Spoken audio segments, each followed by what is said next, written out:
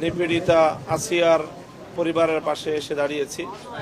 তার মা বারবার মূর্ছা যাচ্ছে এবং হুঁশ ফেরার পরে একই কথা তার মায়ের মুখে উচ্চারিত হচ্ছে যে অপরাধীদের দ্রুত সময়ের বিচার যেন হয়।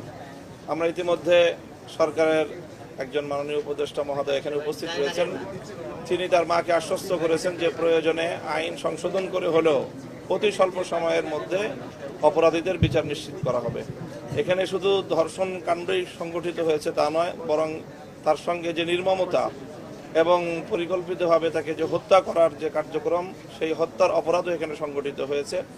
কাজেই এই জায়গাটায় আমাদের আবেগ তো এটাই ছিল যে ধর্ষিতা নিহত আমাদের বোন আসিয়ার তার দাফন হওয়ার আগেই এই খুনি ধর্ষকদের বিচার কার্য সম্পন্ন হওয়া, এটাই ছিল আমাদের আবেগ। কিন্তু এরপরেও আমরা আইনের যে বাধ্যবাধকতা রয়েছে সেই সময়টুকু আমরা সরকারকে দিতে চাই এবং সরকারের পক্ষ থেকে ইতিমধ্যে যে আশ্বস্ত করা হয়েছে, প্রতিশ্রুতি দেওয়া হয়েছে যে আইন সংশোধন করে হলেও অতি দ্রুত সময়ের মধ্যে দৃষ্টান্তমূলক একটি বিচারের মাধ্যমে গোটা বাংলাদেশকে এই মেসেজ দেওয়া হবে যেন আগামী দিনে আর কোনো অপরাধী এই ধরনের অপরাধ করার দুঃসাহস না দেখায় এবং আর কোনো আসিয়াকে যেন আমাদের হারাতে না হয়। আসিয়ার এই ঘটনা নিয়ে একটি বড় পক্ষ যারা শাহবাগ সহ বিভিন্ন জায়গায় সরকারের ব্যাখ্যা